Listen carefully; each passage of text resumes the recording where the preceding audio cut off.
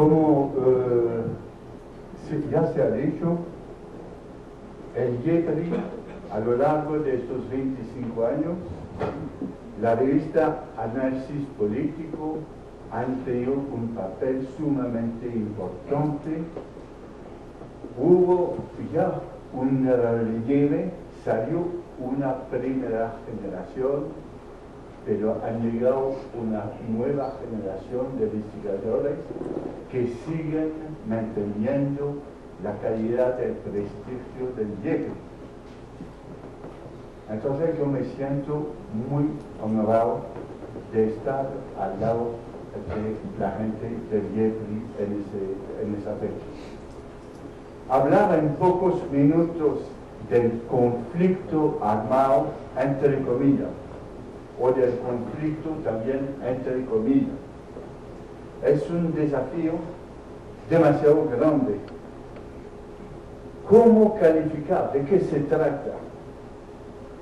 Hubo un excelente libro de YEPRI, Nuestra Guerra sin Nombre. El conflicto singular, ¿es cierto? ¿O hay un conflicto? Al lado del conflicto hay muchos conflictos. Hay un conflicto que tiene sus ejes bien definidos. Otra vez hay también muchas formas de violencia simultánea. Me parece que el problema precisamente de la manera como se lee ese conjunto de fenómenos se ha vuelto siempre más difícil, sea una mezcla de tantos fenómenos que precisamente a veces uno se pregunta si la mejor manera de hablar de todo eso no es volver a la vieja palabra violencia. No voy a intentar aquí hacer un análisis histórico y menos un análisis coyuntural. No voy a hablar de la situación de hoy. Voy a tratar de destacar algunos puntos sobre lo que ha pasado a lo largo de estos años. Una anotación preliminar. Yo soy de los que mantienen que no tiene sentido hablar de un conflicto de 50 años o de 60 años o menos o de 200 años. Yo digo que el conflicto reciente no se inscribe, no se insierte en una continuidad tan nítida con la violencia de los años 50. Como siempre hay continuidades, pero las discontinuidades son al menos tan importantes. Yo me atrevo, soy de los que nos atrevemos a decir también, no es obvio que haya tanta continuidad entre las guerrillas de los años 70 y de los años 60 y las guerrillas de después de los años 80. Yo considero que en Colombia las guerrillas a finales de los años 70 o inclusive en el año 75 estaban al borde de la extinción. Y entonces que hay que dar otra explicación para comentar el resurgimiento de las guerrillas.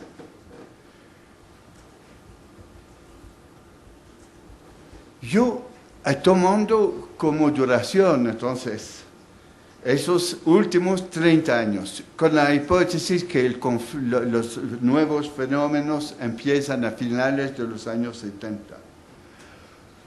Está de por medio el presupuesto que el papel del narcotráfico en el recrudecimiento de los fenómenos de violencia y en desarrollo de todo lo que va a acontecer desde el año 80 hasta el día de hoy, tiene mucho que ver con la evolución del narcotráfico. Es decir, a veces me parece que no se ha tocado el tema lo suficiente. No han faltado muchos buenos artículos que dicen la política antidroga ha sido absurda, no ha tenido resultados. El hecho de que el narcotráfico haya tenido una presencia muy grande no significa en absoluto que los actores no tengan una cara política, no hay que confundir codicia y convicción política. Estoy totalmente de acuerdo, pero digo, el narcotráfico es el elemento que creo que compenetró todo, desde los problemas de los actores armados, la clase política, las élites económicas, las instituciones. ¿Cómo vamos a hablar de la situación de ahora si no hablamos de la corrupción? Y como uno de los factores, no digo el único, pero siempre ha sido el problema del narcotráfico. Eso introduce una diferencia importante con los enfoques que se dieron sobre el conflicto armado en los años 80 y más o menos hasta el año 95. Muchos de los trabajos hicieron énfasis sobre las variables políticas, sobre el contexto institucional, que era la variable explicativa. El Frente Nacional para eso sirvió mucho. Durante 20 años se hablaba del Frente Nacional, ya bastaba para entender todo lo que acontecía y la insurgencia crónica, como hablaba Eduardo Pizarro. Era una variable explicativa y, de cierta manera, por varias razones no podemos mantener una visión así. En primer lugar, por los cambios institucionales, Constitución del 91. Pero también, porque ya no creemos, es cierto que las variables institucionales tienen un papel importante, lo siguen teniendo, pero en un sentido diferente. Es decir, las reformas del 91 tuvieron efectos no previstos, que sí, alimentaron en muchos aspectos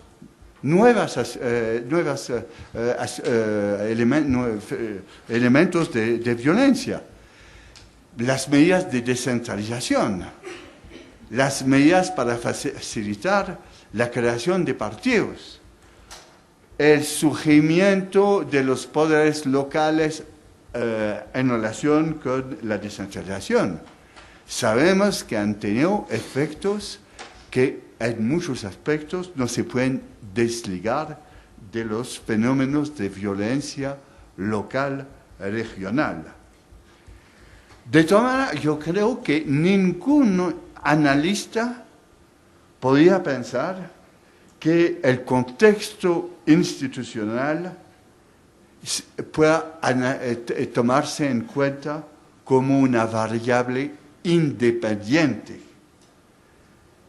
Es decir, es al menos una variable dependiente.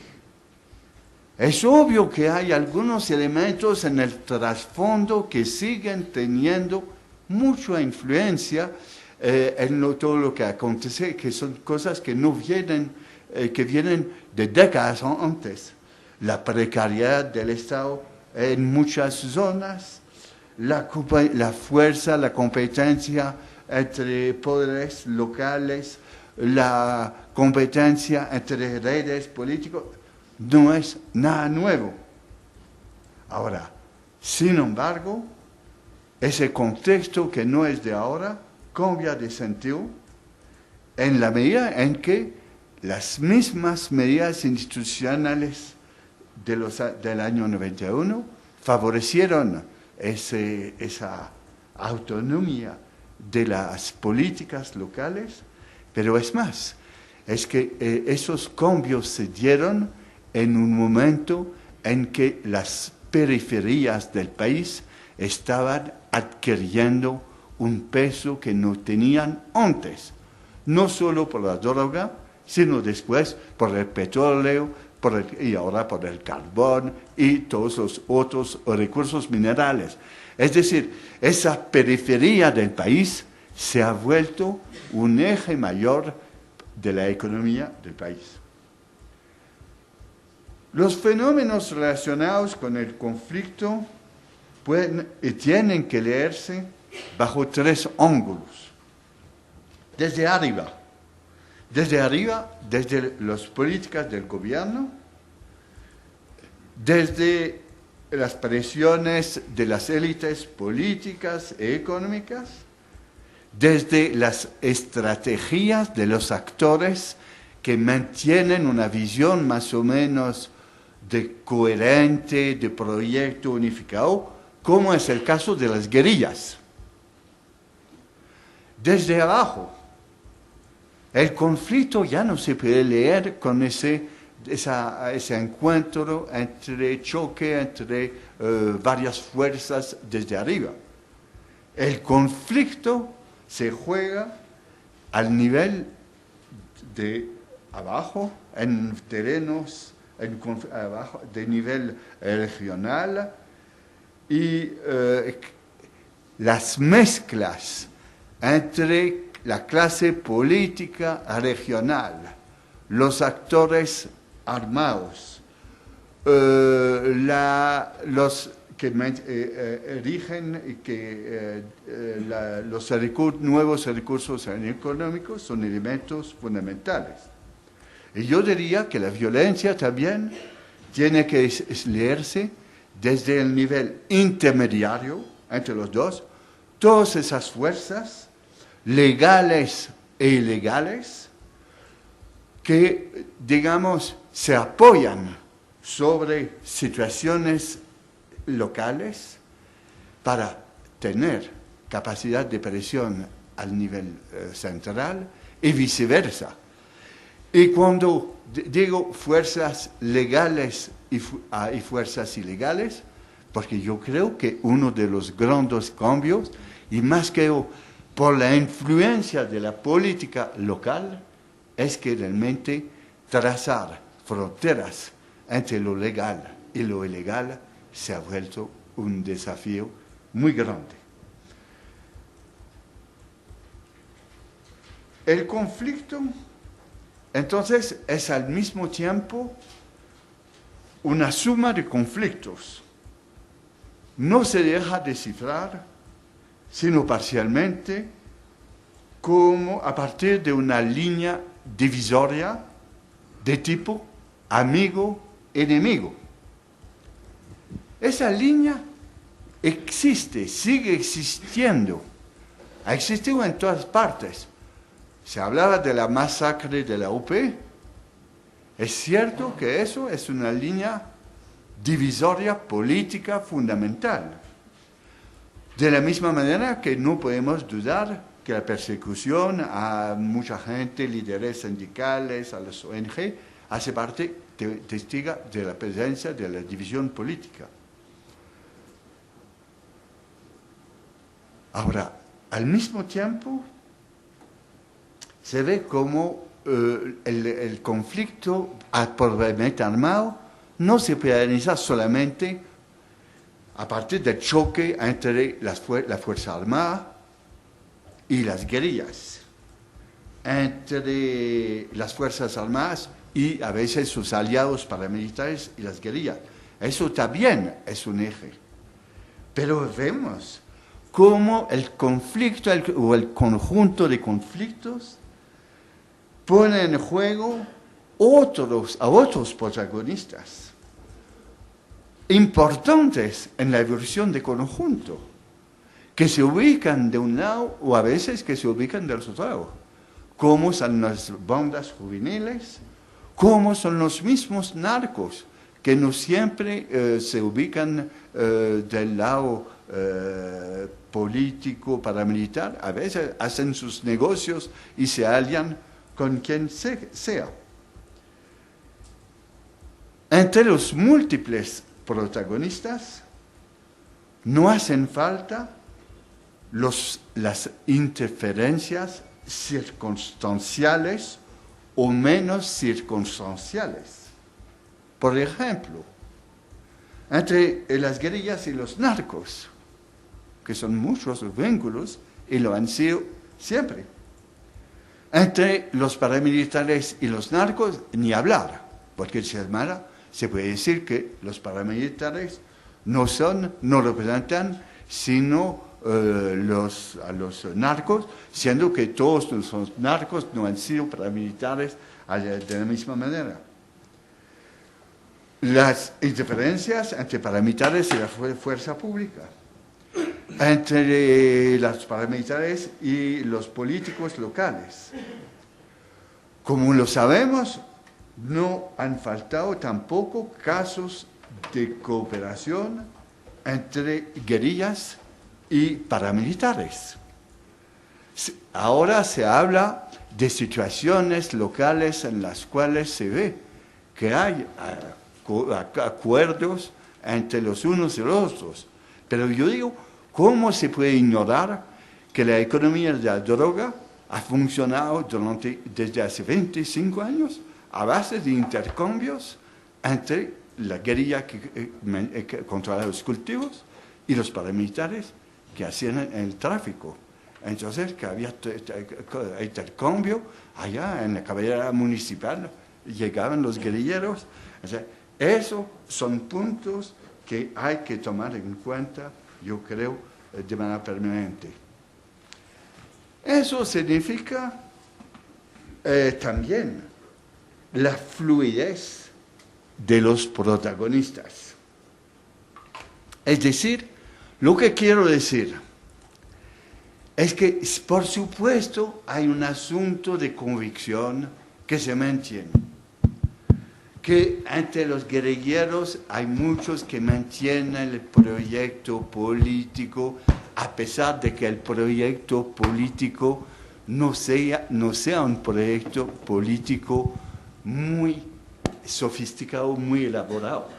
Es decir, le ha sido muy difícil a la guerrilla volver a decir una cosa muy diferente de los programas agrarios de los años 60, de los programas un poco más actualizados a principios del año 90, decir que eso es un programa político, tomando en cuenta que programa político significa capacidad de adaptación a la coyuntura, de redefinición según la coyuntura, no se puede decir claro, pero no hay ninguna duda que se mantienen guerrilleros, y entonces, por supuesto, que yo no me niego una vez más, porque estoy hablando mucho del narcotráfico, hablar de que todo es codicia y que se debe de dar cualquier visión política. Por eso me parece absurdo.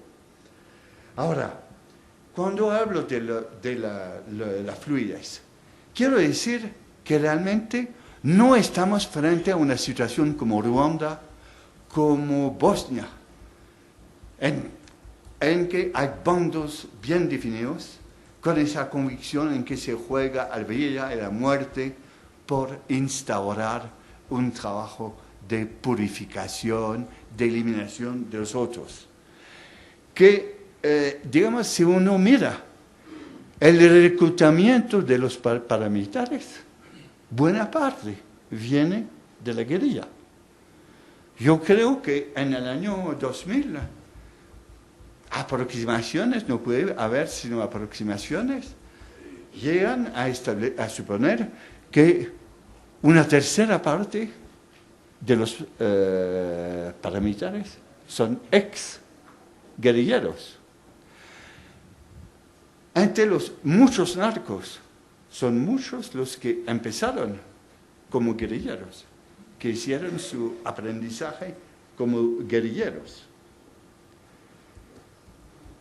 La expansión de los paramilitares después del año 97 o algo así tiene mucho que ver con el uso del terror, fundamentalmente con el uso del terror. Tiene mucho que ver también con el cambio de bando de muchos guerrilleros. Si uno quiere analizar cómo se hizo la toma de Barrancabermeja, que fue un punto decisivo en la ofensiva paramilitar, uno no puede olvidarse de que varios miembros de guerrilleros se pasaron, dieron toda la información, lo que hizo que los paramilitares pudieron matar 500 personas durante 6 meses, una a una, con toda la información que tenían recibido de los ex guerrilleros. Por eso hablo fluidez de los protagonistas. Ni hablar de las bandas urbanas, de las cuales que sabemos que pasaron en un momento de milicias FARC a grupos paramilitares, a otras cosas. Es decir, que no dejaron de cambiar de cara, etc.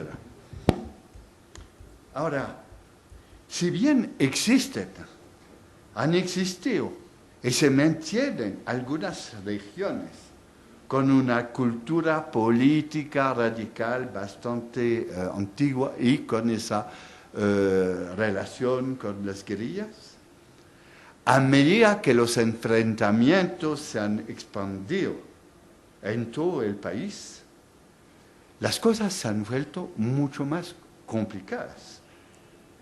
Porque los criterios que apuntaban a la inserción, a la adhesión, a las guerrillas, ya no funcionan como antes, se han vuelto mucho más tenues.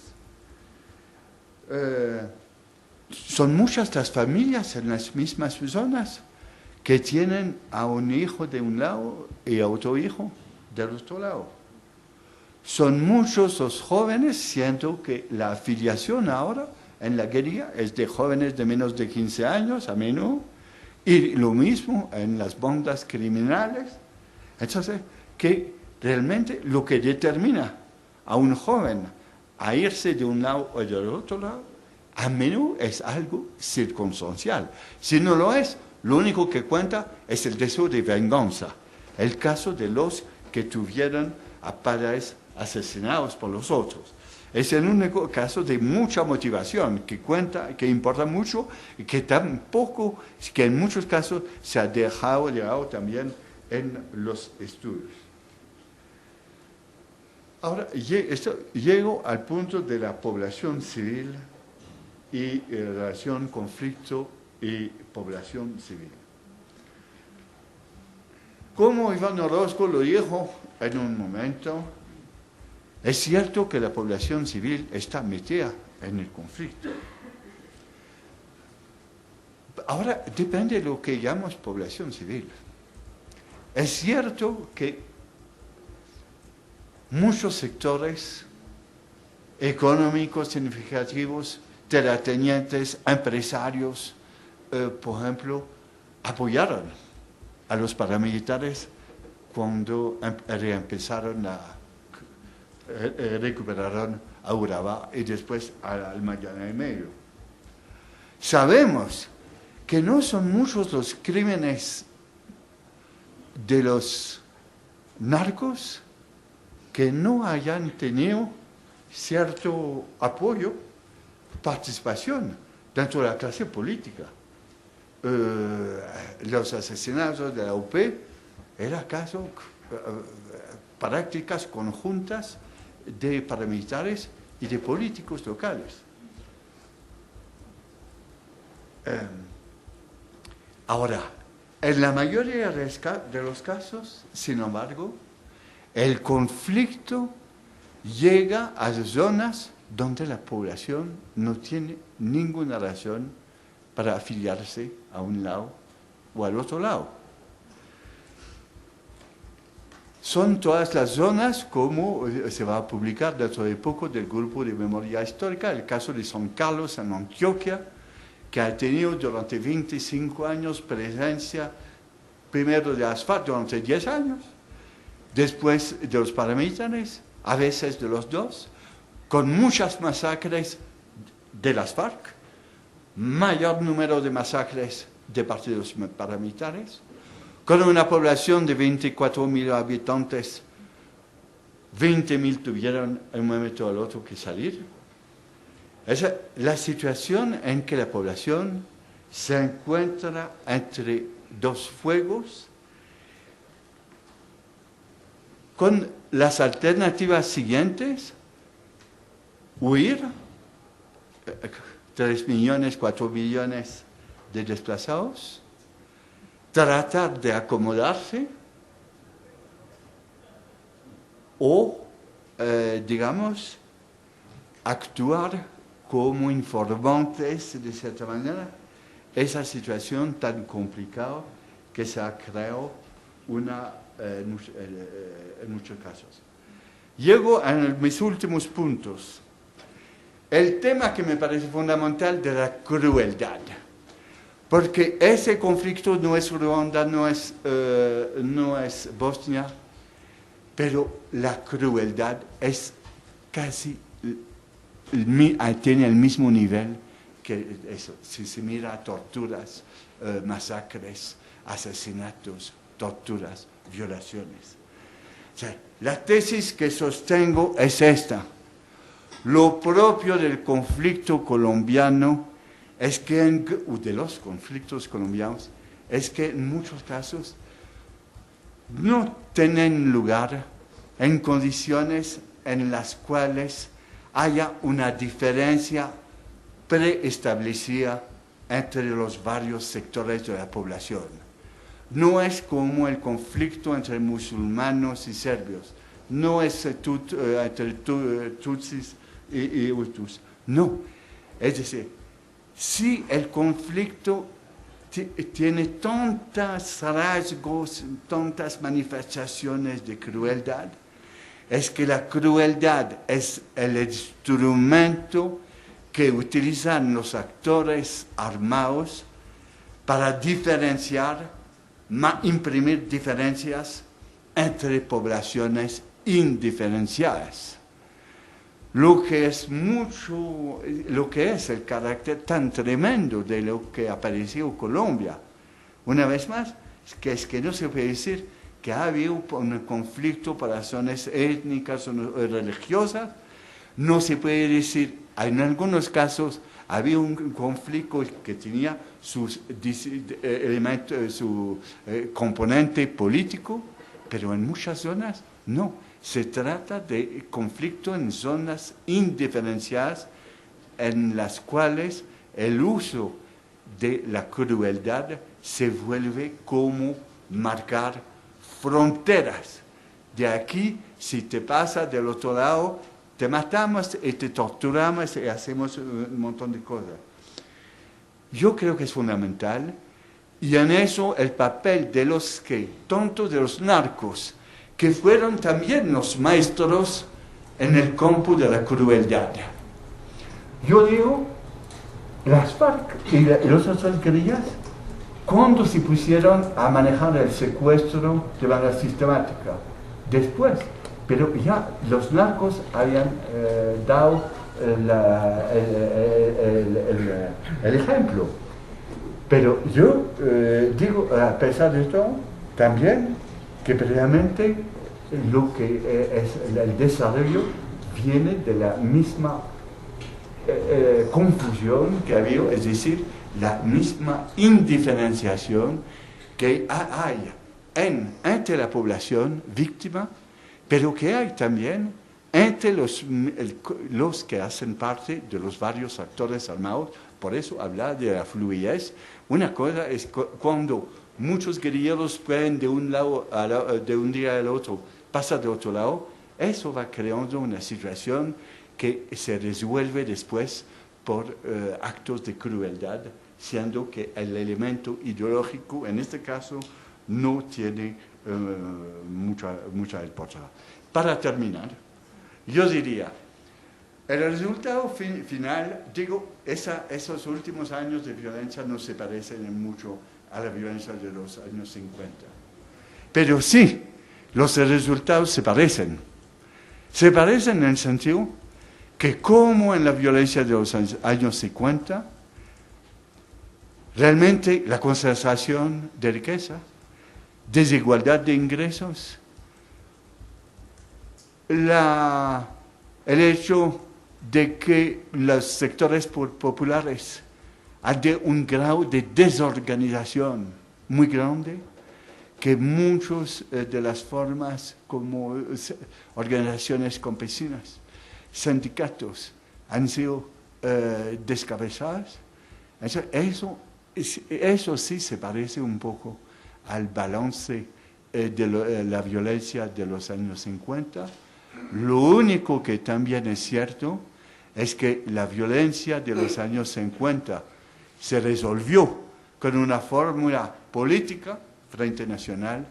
Ahora, los problemas actuales, además, que van a durar mucho tiempo, porque el narcotráfico, las bandas criminales están ahí, y la delegación del conflicto está ahí, pero de todas maneras no hay fórmula política milagrosa como el Frente Nacional, un acuerdo que baste.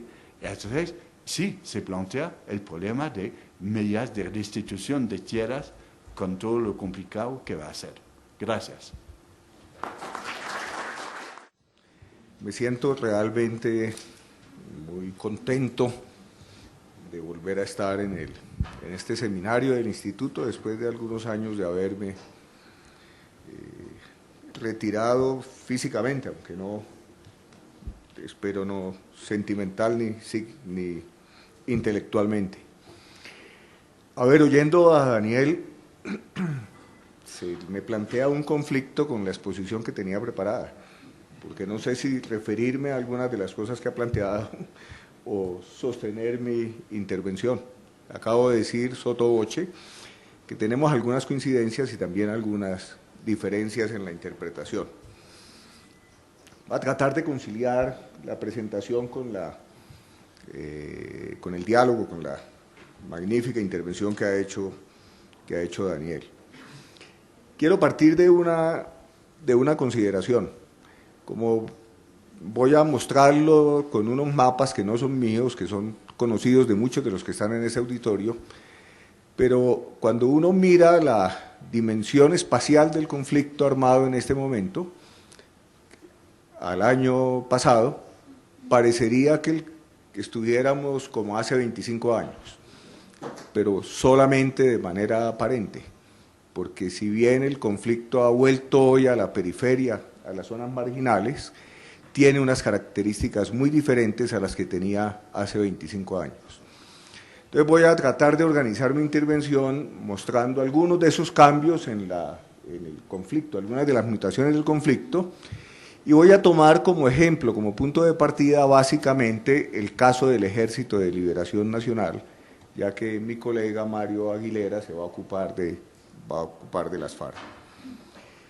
Antes de eso, yo quiero destacar la importancia del papel que ha jugado el Instituto en estos 25 años y particularmente la importancia que jugó en un momento muy difícil, en una coyuntura muy difícil del país, que fue la segunda mitad de la década del 80 y la década del 90. Fue una década de escalamiento de la crueldad, de desarrollo de los asesinatos selectivos, que iban un poco apuntando hacia arriba, digamos, de la dirigencia de las organizaciones sociales populares, de la intelectualidad democrática y de izquierda, y que golpearon severamente a la academia. Digamos que fue una época en la que una ultraderecha militarista, que todavía existe en este país,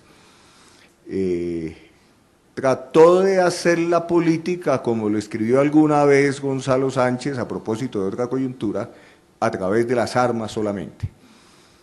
Y produjo esos efectos desgarradores del tejido social y desorganizadores del movimiento popular que hoy estamos enfrentando aunque parecería que se abre una coyuntura de recuperación probablemente. En ese sentido también la situación de hoy como que nos retrotraería a lo que estábamos viviendo en dirección diferente a fines de los años 80. Y la reflexión del instituto fue muy importante en ese momento. Creo que contribuyó a dar luces y creo que la Academia Colombiana a través del instituto y de otros centros de pensamiento jugó un papel fundamental. Me parece que ese sigue siendo un desafío para la Academia. Yo pienso que la Academia debe seguir cumpliendo ese papel y debe plantear opciones políticas, salidas políticas posibles a los problemas que investiga. Allí me parece que el instituto rompió la torre de marfil y se metió en la polémica de la crítica de las políticas públicas y de los aportes para construir políticas públicas. Ojalá lo siga haciendo. Y yo diría, ojalá esa posición en esta coyuntura novedosa que estamos enfrentando, eso se reafirme. Bien, quisiera señalarle lo siguiente. Yo no sé manejar, Carlos, estas cosas así, pero bueno, gracias. Entonces, sigamos a ver. En el año 86, ya Carlos Mario hizo alusión a algunas cosas, entonces siento relevado de referirme a ellas. En el 86 se estaba extinguiendo la tregua con las FARC en el agonizante proceso de paz de Belisario Betancur, que simbólicamente había terminado con la toma y contratoma del Palacio de Justicia en noviembre del 85. Y una organización guerrillera que no había participado de la negociación, que venía de una crisis interna muy fuerte, prácticamente se había extinguido a mediados de los 70, como lo señalaba Daniel en su intervención. El ELN celebra la que fue para ese momento su segunda Asamblea Nacional y la llamó Asamblea Nacional Comandante Camilo Torres Restrepo. Esa asamblea fue muy importante en la recuperación político-militar del Ejército de Liberación Nacional en ese momento. El ELN, que no estaba en tregua con el gobierno ni había participado del proceso de paz, planteó desde ese entonces una política que quiero destacar, porque el ELN, a pesar de que no participó en el diálogo con el presidente Betancur, no saboteó el proceso de paz de las otras organizaciones insurgentes. Asumió una posición respetuosa y simplemente consideró que estaba en un proceso de ascenso y de consolidación militar y que no tenía sentido que se comprometiera en un proceso de paz para el cual no tenía esa organización en el horizonte su eventual desmovilización. Otras organizaciones se vincularon, como ustedes lo saben, las FARC, el EPL, el M-19 y el Movimiento de Autodefensa Obrera de efímera existencia en esa época, por fortuna. Después me voy a referir a los contenidos que se definen en la Asamblea, pero quisiera decir que mediados de los años 80 marca dos caminos divergentes en las dos organizaciones guerrilleras que van a sobrevivir hasta hoy. Las FARC nace con una fuerte base social campesina local, no nacional, pero digamos es como Eduardo la llama, con esa expresión que poco comparto, es una guerrilla societal. Tiene base campesina local, no nacional, eso es un punto muy importante a tener en cuenta. Plantea su programa agrario, es una guerrilla arraigada al territorio, y el ELN nace con muy débil base social, es una guerrilla móvil, ¿cierto?, con otro tipo de relación con el territorio. Y a partir de los años 80 esta relación comienza a invertirse. Las FARC se van a volver una guerrilla nómada y el ELN, a partir de la asamblea y de su reconstrucción, va a tender a convertirse en una guerrilla sedentaria, más estrechamente ligada al territorio y cuya política se orienta a la construcción de bases sociales, en donde comienzan a sentarse un primer elemento que va a ser muy importante en la historia inmediata del Ejército de Liberación Nacional, y es que la política va a predominar sobre la acción armada en la concepción que ellos van a definir y en su concepción de guerra. Las FARC pues se mueven en la dirección de construir ejército popular, el ELN se orienta fundamentalmente hacia la construcción de poder popular. Cierta forma lo podemos llamar pues de la guerra popular prolongada a la política, la estrategia de construcción de poder popular por parte del Ejército de Liberación Nacional. ¿Y qué entiende el ELN por poder popular en todo este proceso? Entiende dos cosas que son muy importantes a mi juicio. La primera de ellas es que sin renunciar a la conquista, al objetivo de la conquista del poder político, dice, ese poder político no se conquista, ese poder político se construye desde abajo en la relación con los movimientos sociales. Y en su lenguaje dice, vamos a colocar nuestro acumulado político y militar al servicio de los movimientos sociales, ¿cierto?, para fortalecer su labor reivindicativa y la construcción de poder desde abajo, pero sobre todo para desarrollar formas autogestionarias en lo económico, en lo político, en lo social, etc. De esa manera, la construcción de poder popular se convierte en la estrategia para superar las limitaciones que plantea la guerra en la incidencia de la vida política. Se trata de colocar las armas al servicio de la política mediante la penetración del movimiento de masas como una manera de ganar en capacidad de incidencia política en el país. Pienso que estos fundamentos que nacen de esa asamblea y que después van a ser retomados en el segundo congreso de la ya entonces Unión Camilista Ejército de Liberación Nacional van a ser muy importantes. Este movimiento no es disociable de algunas cosas que ocurren en el país. La década de los 80 es también una década de ascenso de las luchas sociales, de fortalecimiento del movimiento popular. Por ejemplo, se crea la Coordinadora de Movimientos Cívicos y hay tendencias unitarias que en el caso del movimiento sindical se traducen en la creación de la Central Unitaria de Trabajadores. Digamos que hay un proceso de ascenso de luchas populares y políticas en el país que de alguna manera van a ser enfrentadas en forma muy compleja por el Estado colombiano y por la dirigencia política colombiana. Digamos, no logran superarse completamente los rezagos de la política de la administración Turbay Ayala, del Estatuto de Seguridad de Turbay Ayala, y uno de los rezagos de eso es el desarrollo y el fortalecimiento del paramilitarismo y el cambio en las modalidades de contención de las luchas populares, del modelo coercitivo que se estaba aplicando en el país. Ese proceso de ascensos sociales coincide, yo no creo que allí existan vasos comunicantes, pero coincide también con el desarrollo del fortalecimiento militar de las guerrillas y el surgimiento de tendencias unitarias en el movimiento guerrillero colombiano, un poco a la sombra de lo que había ocurrido en Centroamérica con el Frente Farabundo Martí para la Liberación Nacional. Caso específico, aquí se crea la Trilateral, que es la coordinación de acciones por parte del ELN, el MIR Patria Libre y el Partido Revolucionario de los Trabajadores, el PRT, que son disidencias del Ejército Popular de Liberación Nacional, y es también la época en la que se crea la Coordinadora Nacional Guerrillera, con el EPL, el M-19, cuando han salido de la tregua con el gobierno del presidente Barco. Aquí se desarrolla una tendencia muy interesante que va a marcar de allí en adelante, a mi juicio, hasta hoy, la dinámica de los movimientos armados insurgentes en el país, digamos, de los movimientos guerrilleros. Y es que van a experimentar un significativo crecimiento militar y una expansión territorial, pero van a decrecer de manera continuada y progresiva políticamente. Digamos, la parábola que va a vivir el movimiento guerrillero es un extraordinario fortalecimiento militar, extraordinario dadas las condiciones de progresiva deslegitimación del proyecto insurgente en el país. Y me parece que un elemento fundamental en ese proceso de deslegitimación se debe ubicar en tres factores.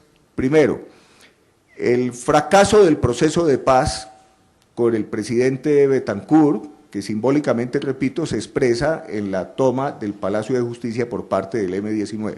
Los costos políticos del fracaso de esa negociación los pagan fundamentalmente los movimientos insurgentes. Segundo lugar, el cambio en las formas de financiación de los movimientos insurgentes, en particular la importancia creciente que comienza a adquirir el secuestro de civiles. Creo que esta es una de las cosas que más daño le va a hacer al movimiento guerrillero en el país en las décadas siguientes. Y en tercer lugar, como forma de deslegitimación, el hecho de que en la pugna con los paramilitares, algunos de los movimientos guerrilleros caen en la trampa de la crueldad y responden masacre con masacre, acción terrorista con acción terrorista, indiferenciando cada vez más que las fronteras, desde el punto de vista ético-político, de las fronteras de lo que debería ser la acción de un grupo insurgente que supuestamente está comprometido con un proyecto de una sociedad diferente y menos negativa, pues, de la sociedad que se conoce. En esta dinámica surge también la coordinadora guerrillera Simón Bolívar, no tengo tiempo para detenerme en eso. Quisiera entonces mirar un momentico los planteamientos que expresa el ELN, son muy interesantes, están en las diapositivas, entonces, excúsenme, los voy a leer muy rápidamente porque ya ha pasado mucho tiempo. A ver, ¿qué plantea el ELN en su segundo congreso en 1989? Ya es allí Unión Camilista Ejército de Liberación Nacional. Dice lo siguiente: sostenemos que el poder popular tiene su expresión más elevada en la destrucción del viejo Estado y la configuración del nuevo, pero igualmente afirmamos que es indispensable desarrollar desde ya la vocación de poder de las masas, construyendo formas propias y autónomas de organización y creando formas de autogobierno en directa relación con la construcción de bases revolucionarias, avanzando en fortalecer la nueva legitimidad mientras se erosiona la legitimidad oligárquica. Fíjense que aquí hay un desplazamiento muy importante en su estrategia, de la lucha militar por la conquista del poder central a la construcción de poder popular desde abajo, en un proceso de construcción de legitimidad mediante su vinculación al movimiento social. Este viraje del ELN es muy importante y se da en una coyuntura, y aquí tengo un acuerdo extraordinario con Daniel, en lo siguiente: para esta época se desarrollan simultáneamente en nuestra sociedad una serie de dinámicas diferentes, algunas de las cuales muestro en esa gráfica. Son dinámicas que obedecen a lógicas y a causalidades diferentes, pero que al coincidir en el tiempo se articulan, se entrelazan, interactúan y van a producir una serie de efectos cuyas consecuencias hoy estamos viviendo. Muy rápidamente lo voy a presentar en términos de polarizaciones. Hay cambios en el modelo de desarrollo, lo que finalmente se va a concretar en la década del 90 como la llamada apertura económica, una nueva forma de inserción de la economía colombiana en la economía mundial, que va a tener muy fuertes implicaciones económicas, sociales en el país. Pero al mismo tiempo hay resultado del ascenso de las luchas sociales, de la negociación de paz con el M-19 y de la crisis de legitimidad del régimen político colombiano. Se desarrolla un proceso político que va a desembocar en la Asamblea Constituyente y en la nueva Constitución del 91. El resultado de la coexistencia de estas dos dinámicas lo expreso en esa gráfica. De un lado se va a instaurar un modelo de desarrollo económico que exige menos Estado y un régimen político establecido en la Constitución política que demanda más Estado para avanzar hacia el Estado social de derecho. A mi juicio, uno de los efectos más importantes de esto es la contradicción estructural que se genera. Aquí se acaban dos grandes políticos que garantizaron lo que hoy llamamos gobernabilidad durante el periodo del Frente Nacional: el acuerdo político sobre el Frente Nacional y el acuerdo sobre el modelo de desarrollo en el país. Con la apertura de la economía se rompe la unidad de las clases dirigentes, se torna el modelo de desarrollo y sus implicaciones, y se acaba el pacto político del Frente Nacional. Los otros dos procesos tienen que ver con cambios en la naturaleza y la dinámica del conflicto armado interno, escalamiento del conflicto, crecimiento de las guerrillas, cambios importantes en las concepciones de las guerrillas y la expansión y consolidación del narcotráfico. Estos son dos procesos diferentes, pero que en nuestro país desafortunadamente se articularon, y en sus interacciones van a tener incidencias graves tanto en la dinámica de la guerra en el país como en la naturaleza de la guerra. Y el narcotráfico no solamente va a incidir en la sociedad, en los sectores privados, sino que va a incidir también en el Estado y en los movimientos insurgentes. Produciendo eso a lo que se hizo alusión, Daniel, en lo que yo comparto y que lo expreso de la siguiente manera. Digamos que los actores armados en Colombia comienzan a enfrentar una situación en la que no hay un enemigo claramente establecido. ¿Quién es el enemigo? Depende de las condiciones regionales, por ejemplo. En Urabá o en Córdoba, la guerrilla es enfrentada por los narcos a través de los paramilitares, pero en el sur del país los narcos financian a la guerrilla para que les permitan operar el negocio en esas zonas y poder recoger la pasta básica y procesar la cocaína. Bien, esas interacciones son perversas, van a incidir mucho en la naturaleza de la guerra, van a afectar la economía política de la guerra, en el caso del narcotráfico, fortalece el paramilitarismo, fortalece a las guerrillas mediante el robustecimiento de sus finanzas y favorece la cooptación del Estado.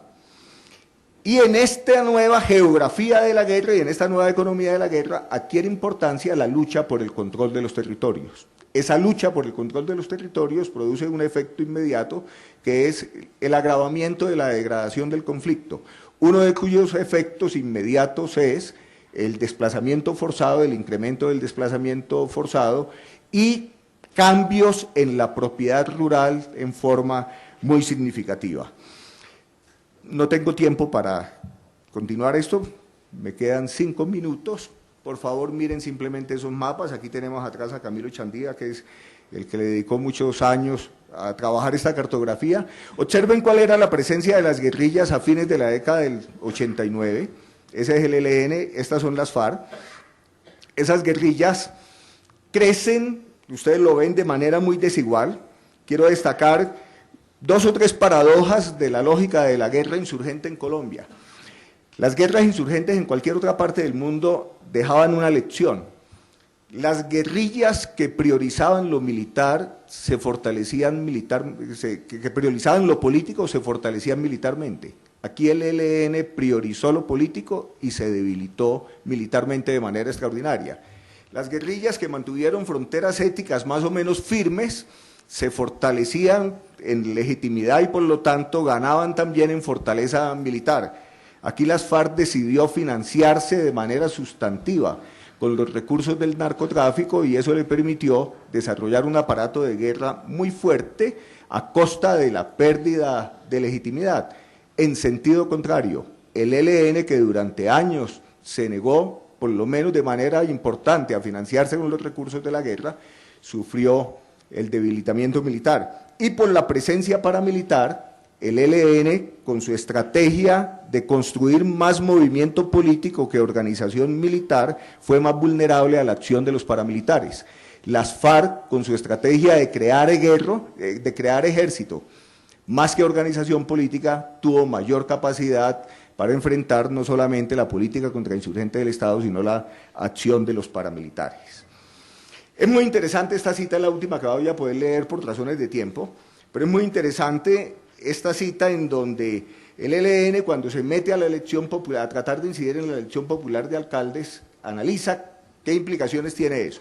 Allí dicen lo siguiente: el proyecto es un documento del Frente de Guerra Nororiental.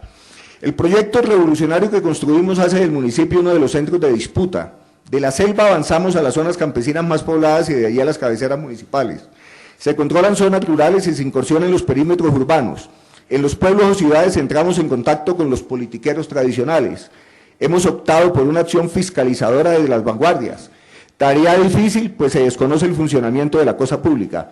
Hemos logrado desenredar la madeja que se teje en la vida municipal con excepción de la administración pública. Estamos en los municipios, pero la administración se la seguimos dejando a los gamonales, politiqueros y clientelistas. Creo que esta cita sintetiza muy bien en qué se resume el conflicto en que entra el Ejército de Liberación Nacional. Queda prisionero de búsqueda de incidir a través de las administraciones locales para construir un poder popular con una estrategia ampliamente fracasada. No logran construir poder popular, tampoco se logran fortalecer militarmente, y eso les plantea pues problemas muy complejos de supervivencia como un actor político con capacidad de incidencia. El último paso que van a dar, escúchame un minutico, el último paso que van a dar es la propuesta de la Convención Nacional. Eso yo lo llamaría, es el salto de lo local a lo nacional. La propuesta de una convención nacional como un espacio de participación de la sociedad, de todos los sectores de la sociedad, para que en un proceso tripartito de insurgencia, Estado y sociedad civil se concerten las reformas democratizadoras de la sociedad colombiana, es la ventana que le abre al ELN, lo que va a caracterizar su vida política en la última década y media y a lo largo de la administración Pastrana y de los 2 años, los 2 periodos de la administración Uribe. La propuesta de una convención nacional como el camino para definir las reformas democráticas del país. Lo que pasa es que eso lo hacen en un contexto en donde la dinámica de la guerra va en otra dirección. Y la dinámica de la guerra se impone, el fracaso de las conversaciones deslegitima la opción de la solución política negociada y relegitima la opción de la guerra, y los resultados son estos. Miren esos mapas, esa era la situación de la confrontación armada en el país a fines del siglo pasado y comienzos de este siglo. Esta es la presencia del ELN, esta es la presencia de las FARC, esta es la presencia de las 2 guerrillas, esta es la presencia de los grupos paramilitares en el país. Frente a eso se aplica…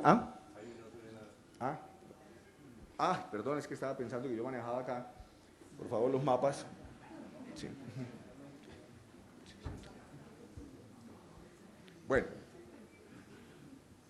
Bueno, si llegan a aparecer los mapas y quedan allí mientras empieza la otra intervención, simplemente quisiera, pero sí hay unos mapas muy importantes. Bueno, la conclusión es esta.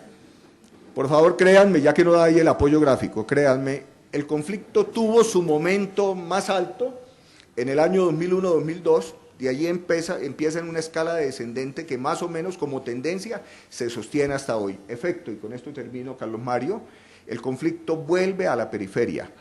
El Estado logra a través de la política de seguridad democrática recuperar el centro. Si pudiéramos ver los mapas, ojalá que en algún momento los puedan ver, la recuperación del centro, sigamos adelante ya, la recuperación del centro a través del plan consolidación, más adelante por favor, la recuperación del centro a través del plan consolidación tiene un efecto, sigamos, porque para poder terminar, esta es la estrategia de la recuperación, allí, esta es la estrategia de la recuperación del centro, ustedes pueden ver lo rojo en las zonas que quedan por conquistar, las verdes y las amarillas son zonas en proceso de consolidación o zonas consolidadas. Sigue por favor, porque aquí Carlos Mario no me tiene toda la razón, hay que respetar las reglas del juego. Sigue por favor a los mapas siguientes. El centro fue limpiado y observen ustedes la relación entre la dinámica de la guerra y la economía en el país y los proyectos que se están desarrollando a través del modelo de desarrollo. Simplemente pasen esas imágenes y ustedes encontrarán coincidencias muy importantes entre la limpieza del centro, la enorme concesión de licencias para la explotación minera y el desarrollo de los proyectos agroindustriales en el país. Esta es una guerra que desplazó población, 5 millones, que produjo más de 5 millones de hectáreas de tierra, que permitió la concentración de la propiedad rural de manera alarmante, como lo informa el informe, como lo manifiesta el informe de desarrollo urbano, y que ha permitido la extranjerización de las tierras para alimentar la locomotora de la minería. Es una guerra que finalmente resultó funcional a la consolidación de este modelo de desarrollo económico en el país. Muchas gracias. Mi ponencia se titula Las FARC, auge y quiebre de su plan estratégico. La tesis que voy a sustentar es que la muerte de varios miembros del secretariado constituyen duros reveses para las FARC. Sin embargo, el golpe más importante ha sido la quiebra de su plan o el quiebre de su plan estratégico o de su modelo de guerra concebido hace casi 30 años. Pretendemos entonces llamar la atención sobre los rasgos de ese modelo, su impacto y crisis actual. El plan estratégico de las FARC impactó a la sociedad y al Estado colombiano en tanto que le dio un orden y unos fines a la actividad armada desarrollada por ese grupo insurgente. Generó en el territorio nacional una lógica de confrontación, impulsó la acumulación de recursos provenientes de diversas fuentes para el sostenimiento de la empresa insurgente e hizo que se establecieran varias formas de relación de las guerrillas con la población civil a fin de hacerlas funcionales a la confrontación.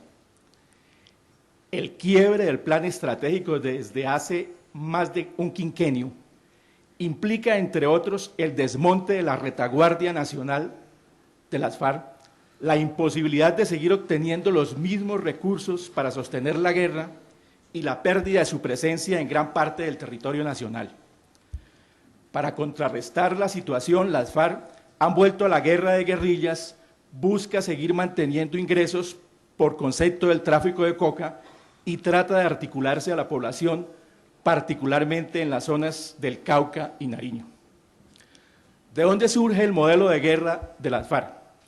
El modelo de guerra fue resultado de la 7ª conferencia realizada en 1982 y fue conocida con dos nombres: Plan Estratégico y Campaña Bolivariana para una Nueva Colombia. Esta estrategia fue complementada, reajustada en varios plenos del Estado Mayor, pero en su línea esencial permanece desde su fundación hasta la actualidad. El modelo estratégico de las FARC es una mezcla del esquema de guerra popular prolongada planteado en China por Mao Zedong y aplicado en Vietnam, Guatemala y Perú, con el modelo de guerra triunfante en la Revolución Cubana. Se trata entonces de un modelo mixto que mezcla elementos de ambos esquemas como los que se aplicaron por el sandinismo en Nicaragua o por el FMLN en El Salvador. Estoy hablando entonces de dos modelos de guerra que cuentan con una amplia tradición en los esquemas marxistas, pero sobre los que no me voy a referir por razones de tiempo. Las fases del plan estratégico de las FARC se aproximaban a los delineamientos básicos del esquema de guerra popular prolongada en cuanto a que se preveía el uso de diversas formas de lucha, tanto políticas como militares. Se aspiró a la organización del Partido del Frente Único, primero la Unión Patriótica, ahora el Movimiento Bolivariano, y en lo militar a la combinación de la guerra de guerrillas, la guerra de movimientos y la guerra de posiciones. El modelo de guerra popular prolongada implicaba también el reconocimiento de la inferioridad de los rebeldes frente a la fortaleza del enemigo, situación que debía variar en el curso de la lucha. Está también clara la idea del paulatino cercamiento a las ciudades desde el campo. La posibilidad, además, de contar con zonas liberadas que debían de consolidarse en el proceso de la guerra y la intención de coronar las ofensivas con insurrecciones parciales o generales. Según la 7ª conferencia, en el centro de despliegue, es decir, la cordillera oriental, debía de colocarse la fuerza principal de las FARC, mientras que en el resto del país se desarrollaría una guerra de guerrillas. Estos frentes jugarían un papel operacional muy importante por cuanto se encargarían de mantener ocupada a las Fuerzas Armadas en otras zonas, impidiendo su concentración en escala estratégica en el centro de despliegue, es decir, en la cordillera oriental. De llegarse a consolidar el despliegue estratégico en su centro, con una eficaz generalización de la guerra de guerrillas en el resto del país, las redes urbanas de las FARC debían de entrar en acción promoviendo la insurrección general en Bogotá y en otras ciudades, lo que llevaría a la instalación de un gobierno provisional que entraría prontamente a dictar las primeras, comillas, leyes revolucionarias. En este esquema está lo planteado en uno de los plenos del Estado Mayor de las FARC. Es un esquema que contempla en una primera fase 18.000 hombres, 60 frentes, en una segunda fase 20 hombres con 32.000 frentes, en una tercera fase 32.000 hombres, en una tercera fase la primera ofensiva general que implicaría guerrillas móviles, guerrillas en la zona de despliegue y guerrillas en todas las demás áreas, incorporación de las milicias bolivarianas, la reserva de 50 hombres por cada frente y el ataque o insurrección en Bogotá. En la cuarta fase, una fase eventual, si no se triunfaba, entonces venía un proceso de organización, un repliegue y un proceso de organización de una segunda ofensiva. Esto es la versión de 1989 de uno de los plenos, pero nos muestra cuál era el esquema o la línea general que todavía de alguna manera persiste como estrategia en esta guerrilla. La ofensiva de las FARC, ¿cuáles fueron sus alcances y sus tropiezos en la estrategia? Las FARC trataron de adelantar al máximo su plan estratégico, trazado desde la séptima conferencia sobre la base de acumulados políticos y militares que provienen incluso desde su misma aparición como actor armado. ¿Cuáles fueron los elementos sobresalientes de ese plan para la toma del poder y sus realizaciones concretas? 1. La constitución de un ejército.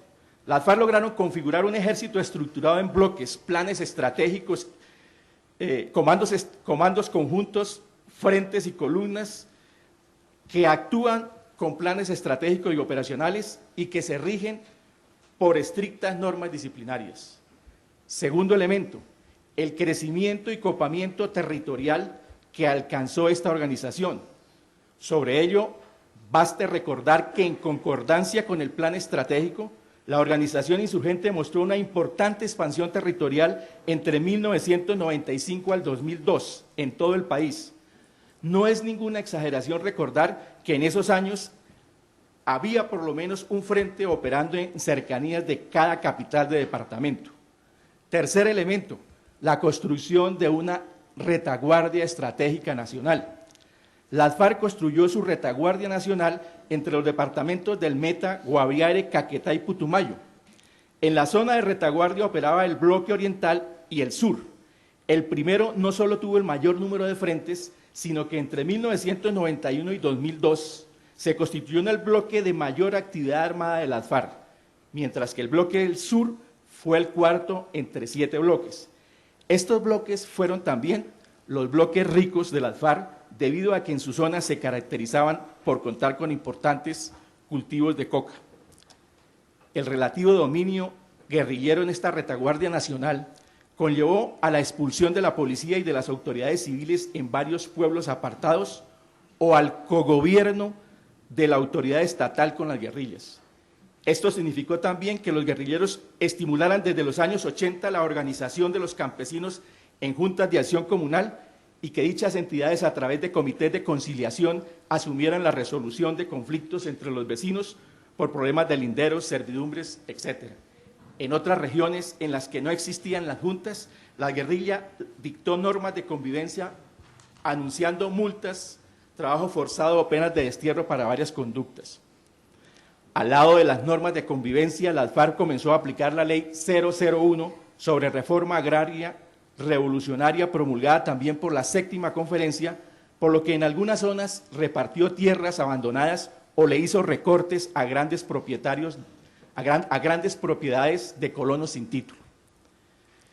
El gobierno guerrillero en algunas zonas fue la base para que las FARC insistieran en el estatus de beligerancia alrededor de las negociaciones con Pastrana y pensando en la posibilidad de llevar a cabo el plan B, por si las negociaciones fracasaban, que consistía en conformar un gobierno independiente en la región oriental y amazónica, como sin duda lo estuvieron intentando luego de la ruptura de las negociaciones.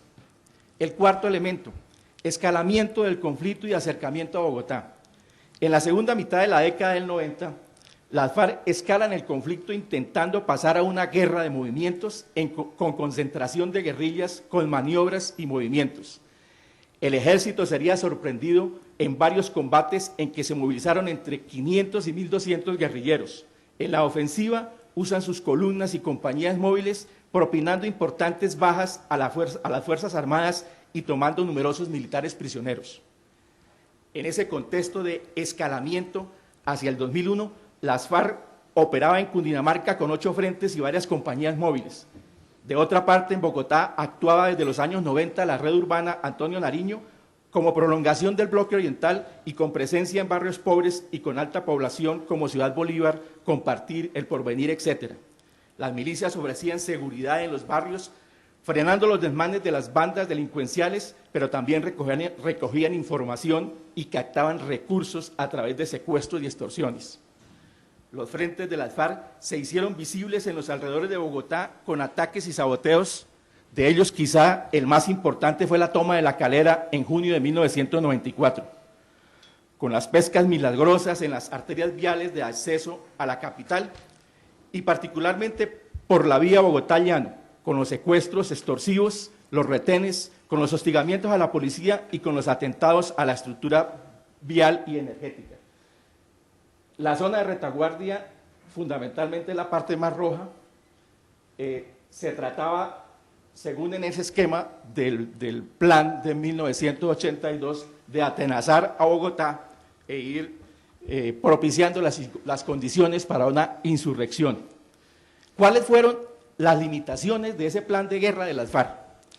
Las FARC pudo escalar el conflicto y aproximarse a Bogotá y a otros centros políticos del país, pero sin embargo nunca estuvo en capacidad de lanzar una de las grandes ofensivas y los intentos insurreccionales anunciados en su plan estratégico de 1982.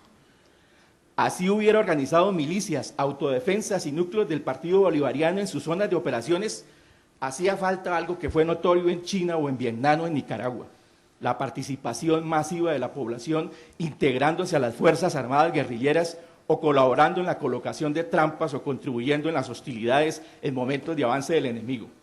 La poca participación popular se convirtió en el talón de Aquiles de la guerrilla, lo cual facilitó las operaciones de las Fuerzas Armadas en sus territorios.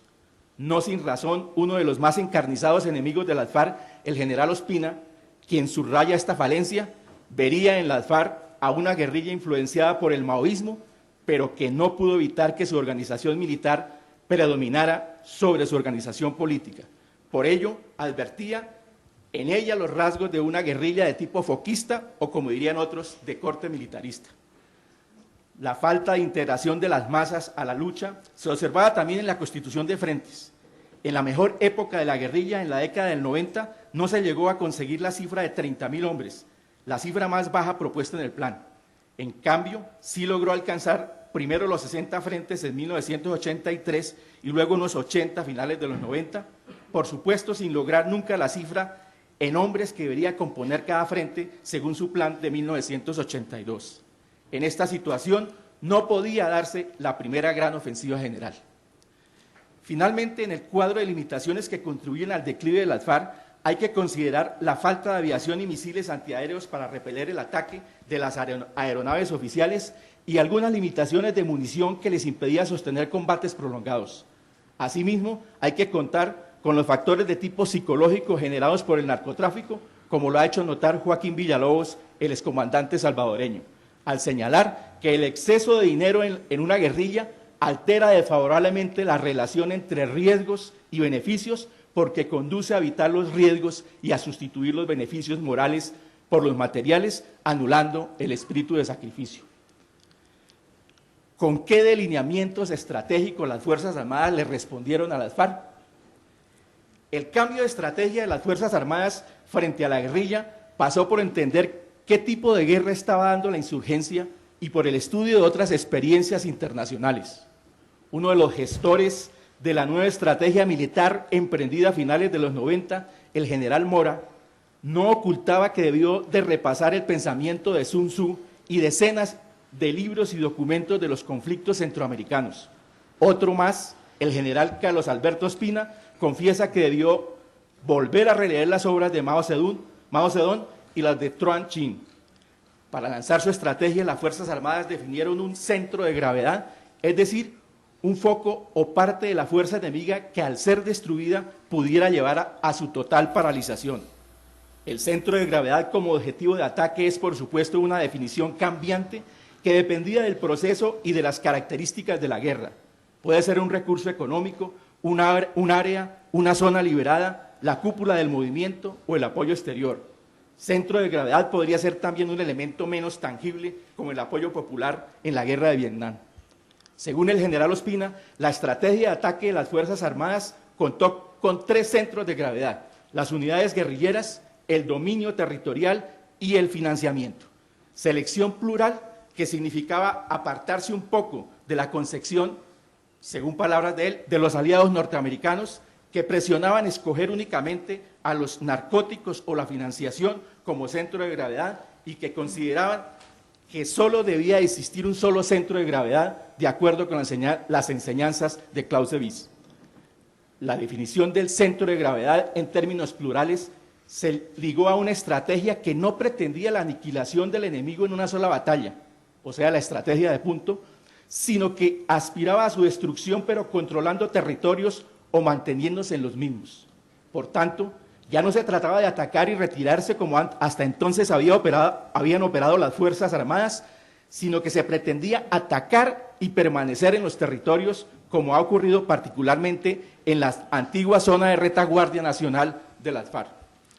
Desde finales del gobierno de Pastrana, las Fuerzas Armadas iniciaron un proceso de reestructuración tratando de recuperar la ofensiva estratégica, lo que condujo a atacar la estrategia, las operaciones y la táctica de las FARC. Esa reorganización militar comenzó a mostrar resultados desde el primer semestre de 1999, cuando las fuerzas militares lograron invertir la situación colocándola a su favor. Luego, en la administración de Álvaro Uribe, se inicia el Plan Patriota en el 2003, que en su primera fase realiza una ofensiva sobre Cundinamarca en la llamada Operación Libertad para desmontar el cerco guerrillero que se estaba construyendo sobre la capital del país. Dicha operación, que involucró a cerca de 11.000 efectivos de la fuerza pública, repartidos fundamentalmente en escuadras móviles, logra el desintegro en el occidente de Cundinamarca de los frentes 22 y 42 y del frente 52 que operaba en Sumapaz, el cual quedó reducido a 3 hombres luego de contar con 200. El desintegro por el oriente de los frentes 53 y 54 y de otras columnas guerrilleras, y la baja de Marco Aurelio Buendía, el principal jefe de operaciones de las FARC en Cundinamarca. Por supuesto que al triunfo antisubversivo en Cundinamarca también contribuyeron las organizaciones paramilitares instaladas desde finales de los 90 en el oriente y el suroccidente de Cundinamarca. Desde estos años operaba el Frente Campesino por el Sumapaz, las autodefensas de Cundinamarca, las autodefensas de Yacopí, el bloque Centauros del Llano, etc. De otra parte, la acción paramilitar se complementaría con la entrada en acción en el 2000 del Frente Capital, seguramente para neutralizar el avance de las milicias bolivarianas de Bogotá y para competir en la captación de recursos. La segunda parte del Plan Patriota apuntó a destruir la retaguardia nacional estratégica, o como dice Marx, un analista militar, el contraestado de las FARC.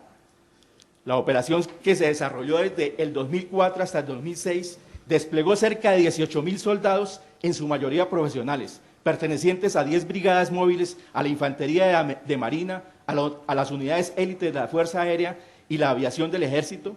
La tropa fue movilizada por 4 bases de operaciones. El despliegue contó con el apoyo de los aviones Super Tucano, que podían responder de forma inmediata a un ataque de la guerrilla y que cuentan con mayor precisión a la hora de bombardear las posiciones insurgentes. El Plan Patriota significó que el ejército se tomara pequeños poblados y caseríos del Guaviare, Caquetá y Meta, y según las autoridades, el control de los ríos Caguanga, Guaviare, Guayabero, Alto y Medio Caquetá, etc. Asimismo, la incautación de toneladas de cocaína, de alimentos y de pertrechos, algunas aeronaves inmovilizadas, entre comillas, más de 223.000 hectáreas de coca erradicadas y 2.000 laboratorios destruidos. Como complemento a los anteriores planes, se desarrolló en el segundo mandato de Uribe en el 2007 el Plan Consolidación, que continuó con las directrices anteriores y elevó el pie de fuerza pública de 307.703 hombres en el 2002 a 424.873 efectivos en junio del 2008. En un balance interno del 2006 sobre el Plan Patriota, la guerrilla de las FARC reconocía que había tenido importantes pérdidas, que había perdido más hombres en la selva que en combate abierto, que estaba siendo objeto de un bloqueo económico, que observaba con preocupación que el ejército se mantenía en las zonas después de los operativos, que estaba perdiendo infraestructura, que estaban un tanto apartados del contacto con la población civil, que el 45% de las organizaciones y el partido clandestino había sido destruidos tanto en el bloque oriental como en el sur. Sin embargo, aspiraban a recuperarse en 3 o 4 años. Actualmente, ¿tienen las FARC una nueva estrategia? Algunos han planteado que la debilidad del bloque oriental de las FARC y el repliegue de un importante número de sobrevivientes de ese bloque a zonas selváticas, a la selva profunda, ha obligado a la misma a ensayar una nueva estrategia. Se plantea como iniciativas de esa nueva estrategia la importante actividad de las FARC en Nariño y Cauca a través del bloque occidental que hasta hace algunos días comandaba Alfonso Cano. Se señala asimismo como nuevos indicios de esa estrategia el retorno a la guerra de guerrillas, el amplio uso de minas quiebrapatas, la actividad con francotiradores, algunas innovaciones operacionales no del todo nuevas, como la creación de las UTC, unidades tácticas de combate, y los ataques con unidades móviles pertenecientes a varios frentes. Todos ellos son cambios de métodos o cambios tácticos, pero la estrategia, el modelo de guerra con que las FARC imagina la toma del poder continúa incólume en sus delineamientos básicos. La actividad de las FARC en Cauca y Nariño, antes que una nueva estrategia, es simplemente un proceso complementario de la estrategia general en el que se percibe, entre otros factores, el interés de buscar apoyos sociales, la necesidad de sostener rutas de narcotráfico o la de concentrar la atención del ejército en esas regiones para desconcentrar a su vez la presión sobre otras zonas del país. ¿Con qué evidencia sustentamos que las FARC continuó con el viejo plan de guerra de 1982?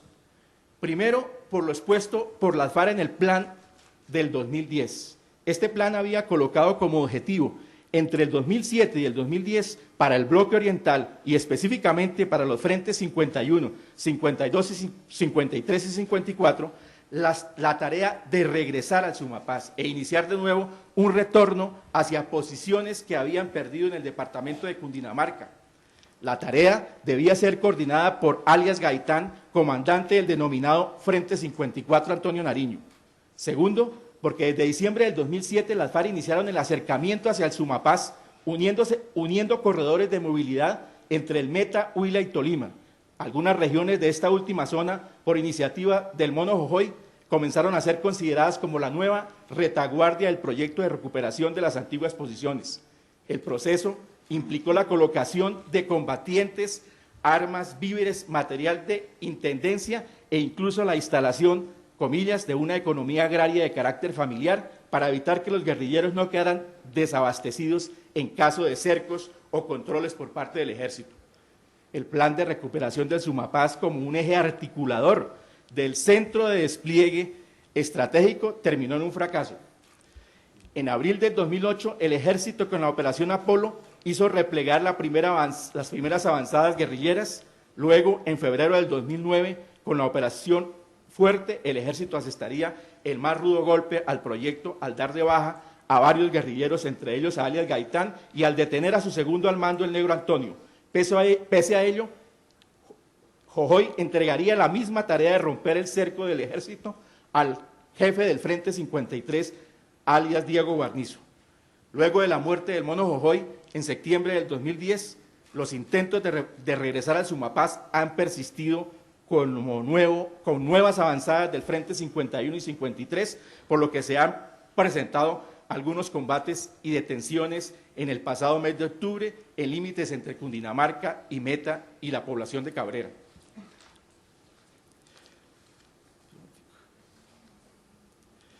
Le doy importancia a la cuestión del Sumapaz porque es el eje articulador, la punta de lanza del proyecto del plan estratégico de las FARC. Y termino señalando lo siguiente. Ahora bien, de lo expuesto surgen varias preguntas. ¿Por qué se insiste en un mismo plan de guerra teniendo en cuenta que ya fue desvertebrado por el ejército? ¿Podrá en algún momento las FARC romper el muro militar representado por la Fuerza de Tarea Conjunta instalada en el Sumapaz más de 1.200 hombres, y acercarse de nuevo a Bogotá? ¿Cuántos guerrilleros de las FARC tienen todavía que morir intentando reconstruir lo perdido en el Sumapaz? Seguramente le apuestan a dos contingencias. En primer lugar, esperan que la situación dé una vuelta a su favor para poder recuperar el terreno perdido. Seguramente siguen creyendo que algunos factores de orden político y social podrían variar, haciendo cambiar las condiciones de la confrontación.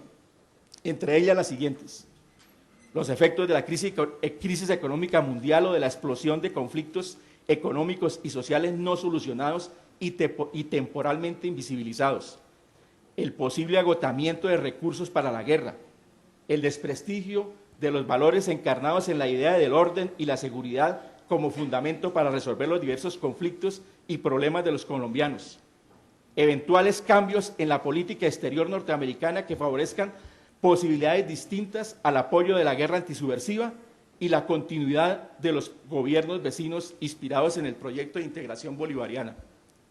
En segundo lugar, y tal vez sea lo más probable, es que el mantenimiento del viejo plan estratégico sea un costoso ejercicio de coherencia que les permita mantener una imagen de fortaleza, útil para devolverle la confianza a los pesimistas al interior de sus filas. Igualmente, se trata de evitar que el deterioro de la organización prosiga y de garantizar cierta fuerza y cohesión que les permita presentarse a un eventual proceso de negociación. Muchas gracias.